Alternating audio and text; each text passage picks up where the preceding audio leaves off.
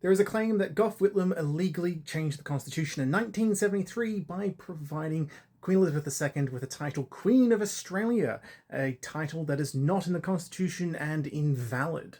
So first off, yes, the title of the Queen was changed in 1973 under Gough Whitlam. However, here's the important thing.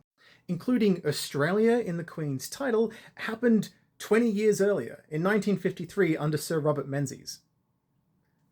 But no one's complaining about that one.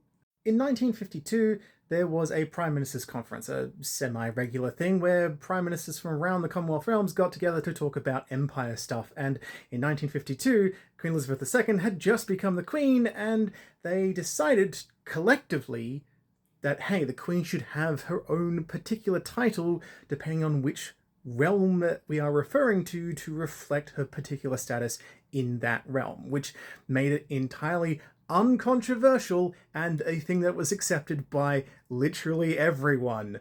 Gough Whitlam was literally just doing the exact same thing that Menzies did, also with the personal approval of the Queen.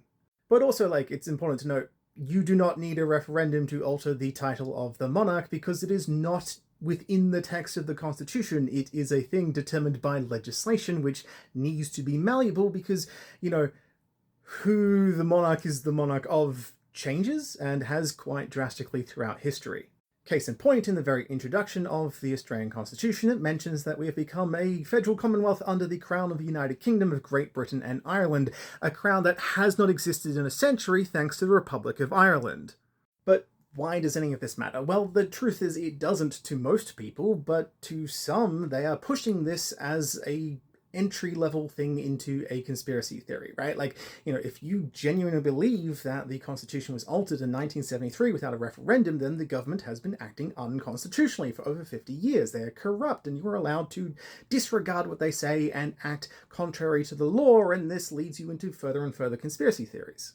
And the sad thing is that the sovereign citizens and conspiracy theorists that believe this sort of thing, they may end up having some genuine grievances with the law, but they have reached a point of indoctrination into pseudo-law nonsense that they can no longer properly engage with the political or legal system to actually address any of their concerns and issues, and they just feel isolated, angry, and constantly seeming to fight a Goliath battle that they don't understand why they can't win. So if you're the kind of person being, convinced by these arguments, I want you to run away. It is not good for you. It is misinformation. These people are not waking you up to the truth. They are misleading you. Do not believe it. The Queen of Australia is a normal title, and it is entirely constitutional.